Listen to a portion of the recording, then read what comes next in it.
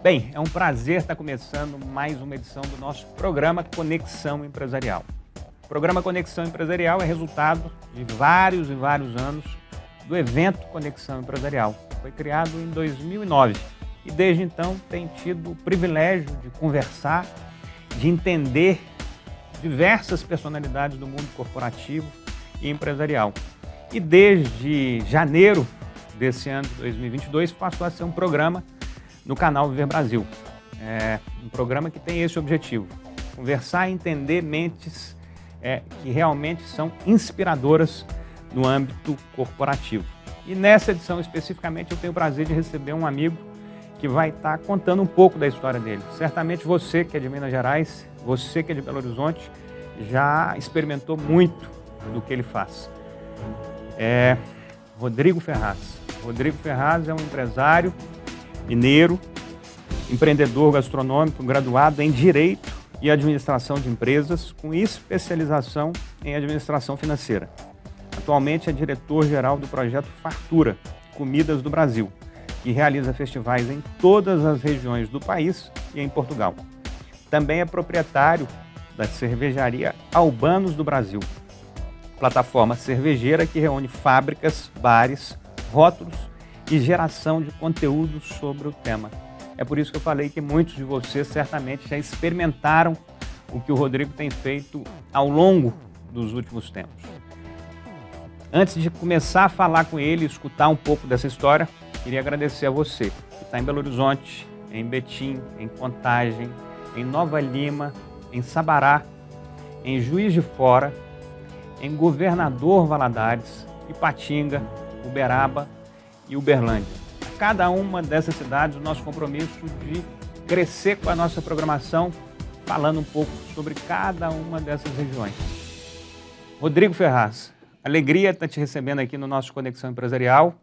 Felicidade hoje por estar podendo apresentar essa história que eu tenho acompanhado ao longo das últimas décadas. Eu estou com 43 anos, pelo menos desde os meus 15, 17, por aí, eu tenho tido o privilégio de te acompanhar. Então é uma alegria te receber aqui hoje no programa Conexão Empresarial. Seja bem-vindo.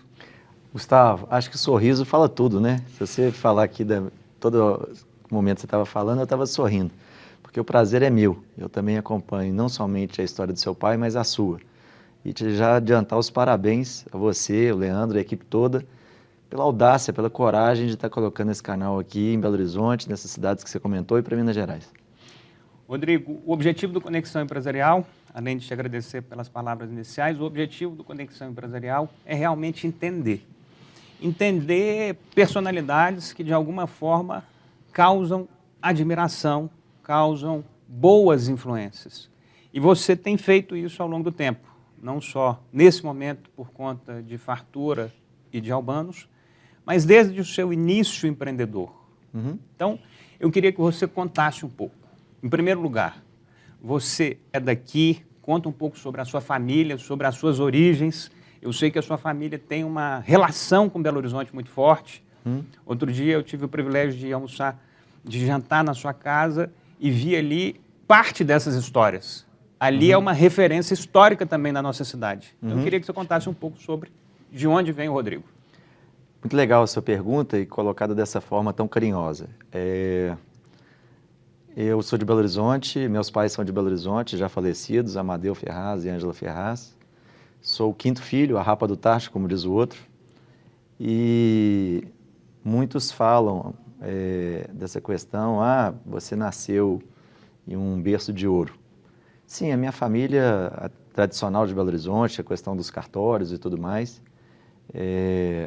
mas não que seja bilionária, mas sim, a gente tinha uma condição boa de vida. Mas mais do que esse berço de ouro, eu acho que eu nasci num berço de educação e relacionamento. Então, até a amizade que eu tenho, que eu vim herdar pelos meus pais em relação ao seu pai. Então, realmente, isso me ajudou muito na minha formação. Estudei e formei, vamos dizer assim, no Loyola, passei 14 anos da minha vida lá, meus filhos estão no Loyola, que também me abriu muitas portas de relacionamento.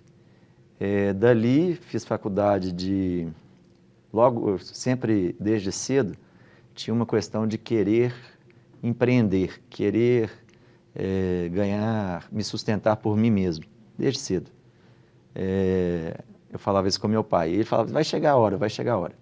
E quando eu me formei no 3º ano científico, passei para todos os vestibulares que eu fiz, e resolvi seguir a carreira de administração de empresas. E assim que eu passei, na mesma hora arrumei um emprego na Bolsa de Valores, querido Haroldo e Fernando Rezende, na então corretora Cruzeiro. E ali eu tive uma carreira muito boa no mercado de valores, muito boa mesmo. E aí morei durante um tempo no Rio de Janeiro, rapidamente galguei passos nessa profissão, como dissemos, de corretor de bolsa de valores, etc. Mas aconteceu duas coisas muito interessantes. Primeiro, eu sempre tive, como é que eu vou te falar, uma preocupação comigo, com a minha família, mas também com o outro. Então, não combinava com a minha personalidade eu fazer investimentos por outra pessoa, porque eu preocupava com ele, ficava muito preocupado se o cara ia ter um rendimento, se não ia ter, e aquilo eu vi que não combinava com a minha personalidade de eu ter essa responsabilidade de administrar recursos por outras pessoas. E aí, nessa carreira, eu também da Cruzeiro, eu fui para outra corretora, que era a BVL, Zé Félix Machado, vice-presidente da Bolsa de Valores, Minas Espírito Santo, Brasília, na época. E aí, um dia, lá no meio do pregão e tal, na época não era essa coisa digital, ainda tinha muita questão física, o Zé Félix falou uma coisa muito interessante para mim e que eu guardei para o resto da minha vida. Rodrigo, você é o melhor funcionário que algum empresário pode ter. E realmente eu desempenhava bem as funções, mas eu perguntei assim, mas por que, Zé Félix? Porque você preocupa e é atento com os clientes mais do que eu mesmo. Eu falei, quer dizer que eu estou mais preocupado que você? O Zé Félix era amigo. Ou seja, dali eu vi que eu tinha que ir para uma carreira empreendedora. Porque já que eu ia preocupar, já que eu ia ficar... Nem vou falar preocupar, a palavra responsabilidade, eu vou ser responsável pelas minhas próprias coisas, não sem querer, né, dos outros, alguma coisa nesse sentido. Então, aí eu saí da questão da corretora de valores, trabalhei com meu irmão, numa transportadora de carga. Isso aí você tinha quantos anos? Eu tinha 24 para 25 anos. Então, volta um pouquinho que eu queria saber do seguinte, como é que foi as suas decisões aí de formação? Você falou que primeiro direito, você se formou? Não, primeiro administração, e aí fiz um curso de pós-graduação em administração financeira. Você se formou em administração? Formei em administração. Ok. E aí também eu sou muito ligado a essas questões. Um dia conversando com meu pai, eu tinha referência muito grande nele, ele virou para mim e disse, não, filho, nenhum dos meus filhos fez direito. E até então, para entrar nessa questão de cartórios, tinha o direito, é necessário até hoje. E aí eu falei assim, não, eu vou fazer o direito. E aí eu fiz o curso de direito na Milton Campos e adorei, foi muito bom. Acho que as pessoas tinham que fazer sempre 2 cursos na vida, direito para saber onde é que começa o direito do outro e psicologia para se entender e entender o outro. Sim. Mas aí voltando, me formei em direito. E aí, mas sempre junto com o trabalho. Então, era uma coisa simultânea. Outra coisa que me chamou a atenção na hora que você estava falando da sua formação, e eu vou te perguntar os efeitos e os impactos delas, e eu queria que você me contasse um pouco de exemplos. O que isso, de fato, te trouxe de benefício? A primeira pergunta que eu te faço é na sua formação. Você citou uma coisa que poucas pessoas falaram aqui, que o seu ambiente ali do Loyola te trouxe boas respostas no seu caminhar profissional. Sim. Você teve muitas relações dali que, quando você começou a atuar profissionalmente, realmente participaram do seu desenvolvimento? Sim. Eu acho que a questão da escola, propriamente dita, é a primeira semente, né? A primeira que realmente você se socializa. E aí, o Loyola já tem essa questão de, não somente a questão do ensino, mas a formação humana. Então, só para você entender, eu tive um encontro dos meus colegas de Loyola, tem 40 anos que a gente tem amizade, mantém um grupo no WhatsApp, encontra e fala e conversa. Hoje você vê isso na vida, é raro. Bem raro. Então, realmente essa questão me ajudou bastante na questão do relacionamento, quando eu saí da escola. O meu primeiro emprego, Dr. Haroldo, era pai de um colega. De um colega. Entendi. Então, realmente muito importante. No que diz respeito à formação familiar, na hora que seu pai chega e te fala, meu filho, não tivemos ninguém que fez direito. É óbvio que essa fala dele teve um impacto na sua decisão. Mas, pelo que eu entendo, você saiu dela muito melhor do que entrou, porque você saiu feliz na vida de ter feito o curso. Uhum. Qual que é o valor das instruções de pai e mãe no seu desenvolvimento profissional? Eu falo que... Porque eles não tiveram nenhum vínculo com as suas atividades. Não, nenhum, zero. Pelo contrário, no começo, quando eu fui para essa carreira de entretenimento, eles ficaram até meio preocupados. Primeiro, eu acho que as pessoas têm que diferenciar duas coisas. Agora, eu como pai, o que é educar e o que é lidar. Educar, um amigo meu falou assim, para educar, 80% é em silêncio. Então, é muito mais o exemplo.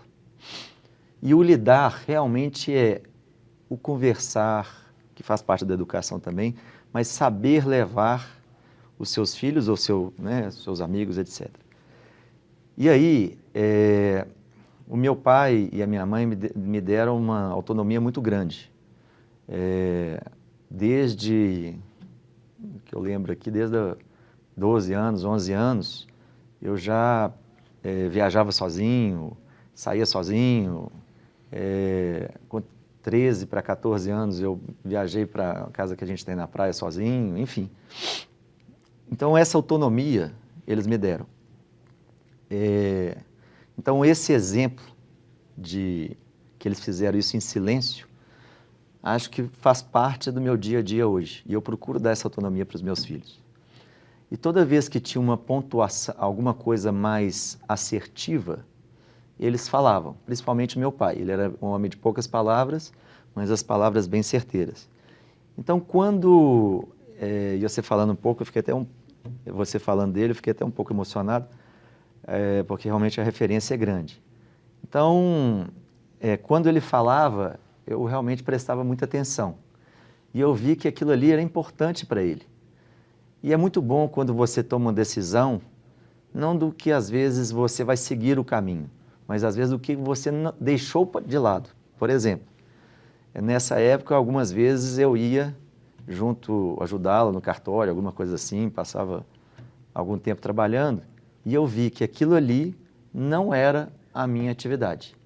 Então, ter feito o curso de Direito foi muito bom, foi muito importante para a minha formação pessoal e empresarial, e deu para ver também que, mesmo com esse conteúdo das leis e tudo mais, eu não ia dar certo na questão do cartório, não combinava com a minha personalidade.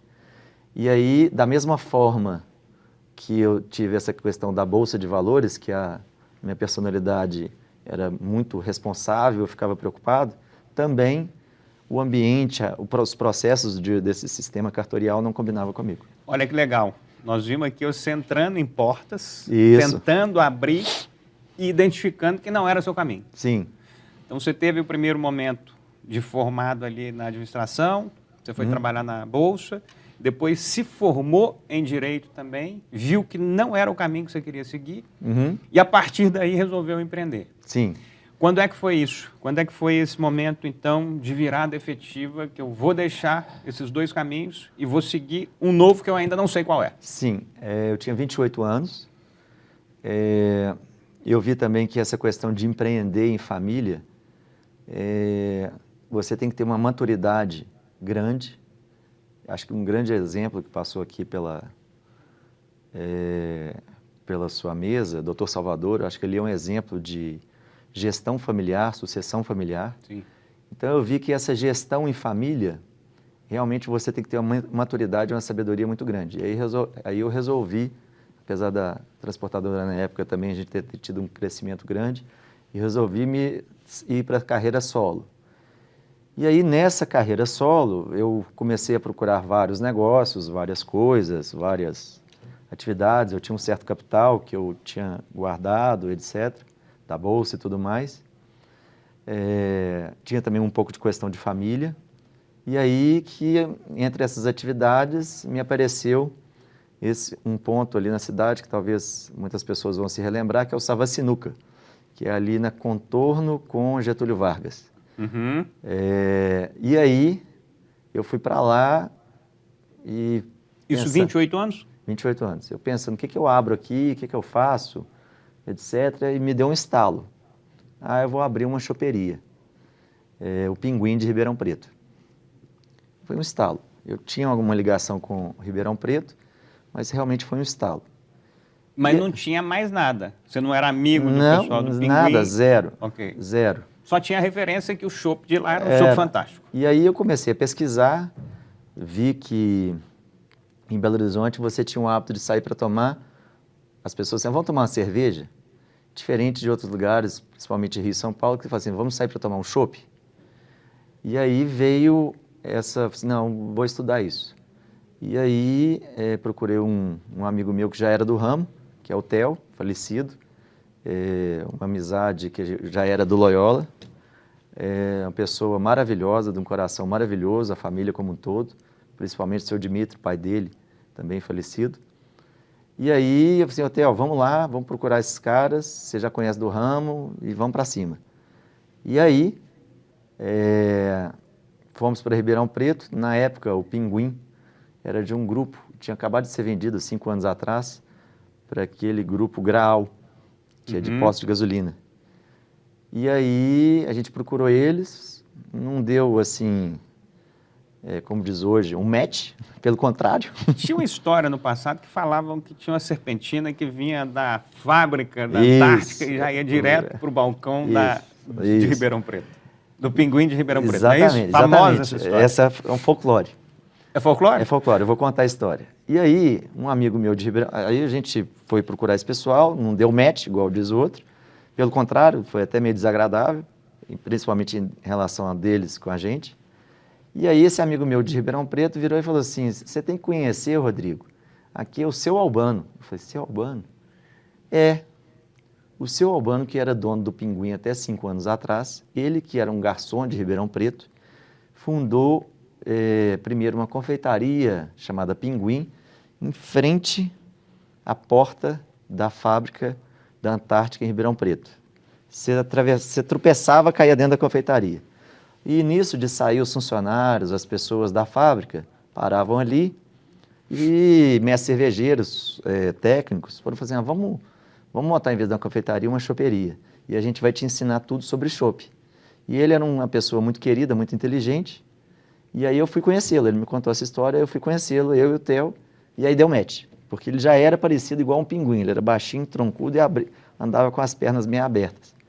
E aí ele nos ensinou tudo sobre chopp. Vamos organizar isso no tempo. 28 anos você tinha. Hoje você tem quantos? 54.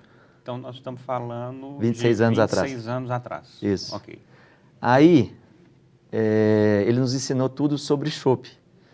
E aí a gente veio descobrir que essa história toda tinha uma verdade muito grande, uma alma.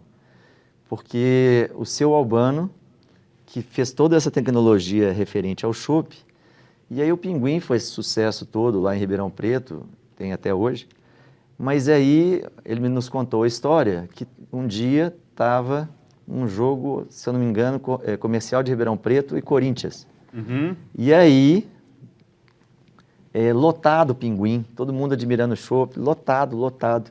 E aí chegou um cara para ele, falando, mas como é que você faz esse chopp? Aí, eu disse, não, esse chopp é Antártica. Então deve vir aqui por debaixo da terra, serpentina.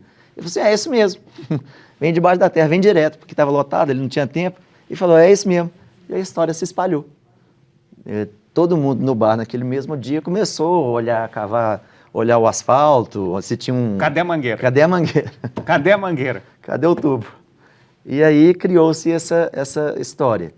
Seu Albano, pessoa muito simples, foi muito assediado por esse grupo Graal, vendeu o Pinguim em 1989, e abriu o Albanos em Ribeirão Preto em 1994.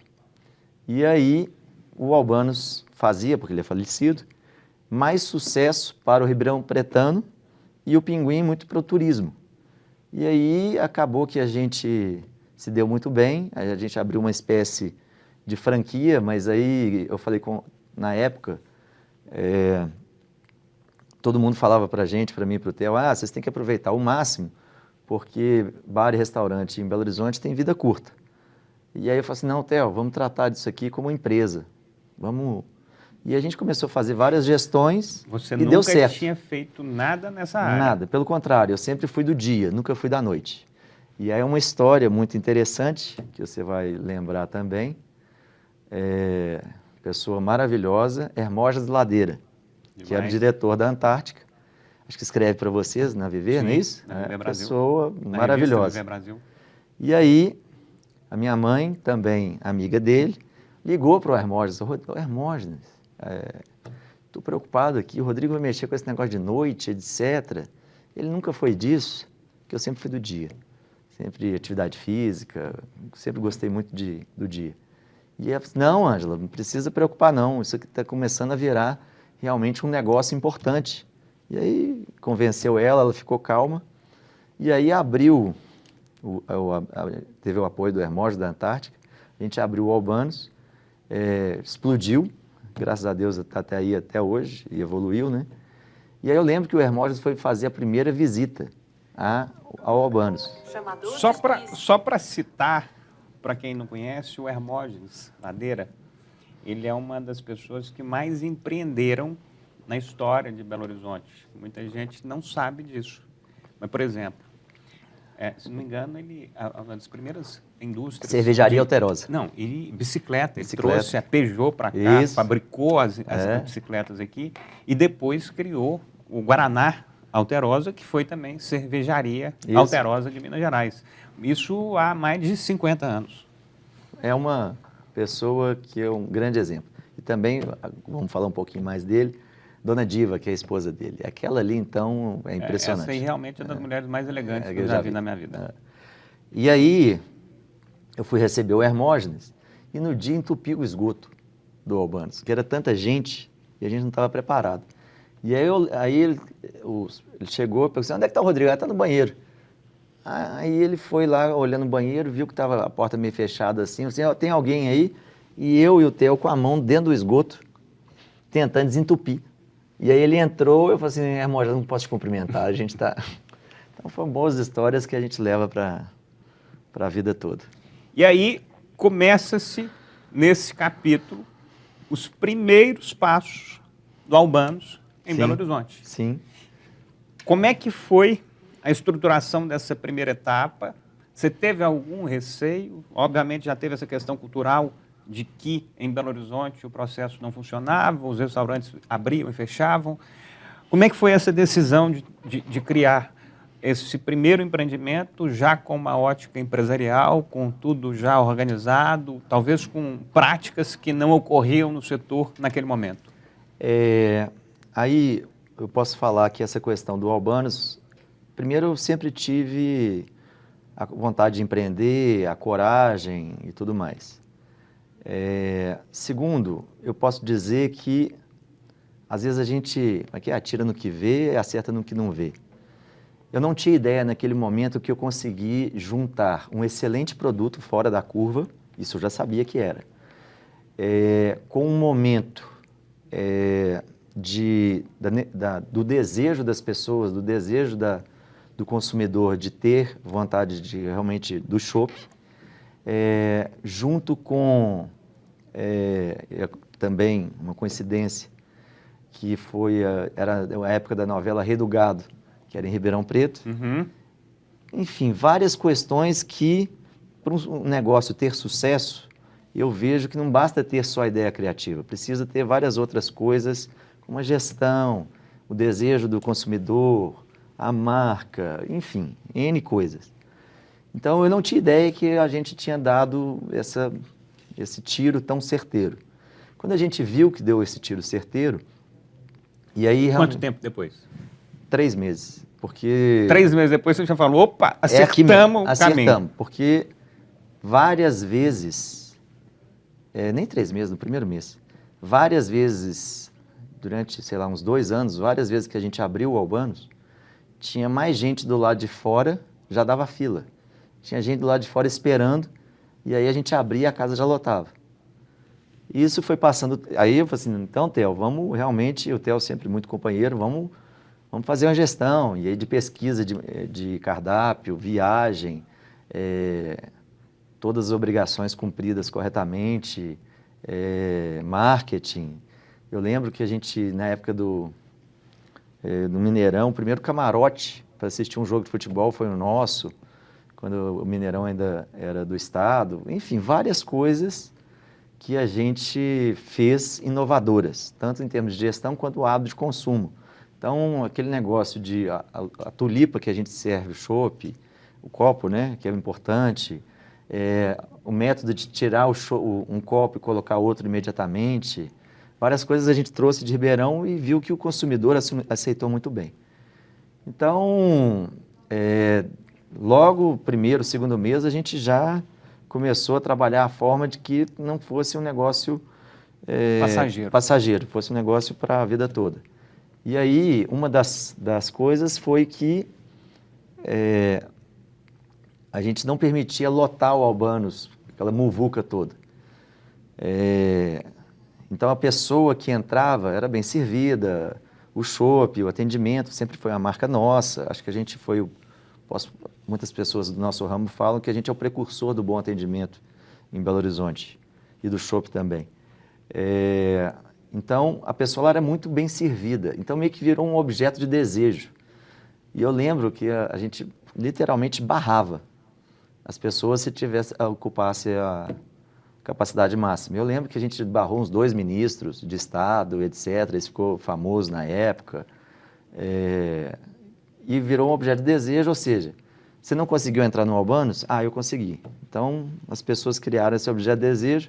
E aí também era uma coisa que eu sempre tive na mente, que é a filosofia do Enzo Ferrari. Sempre produzir menos Ferraris do que compradores. E eu levei isso para os nossos outros empreendimentos e sempre deu muito certo. A Na Sala, por exemplo, deu muito certo com essa estratégia também.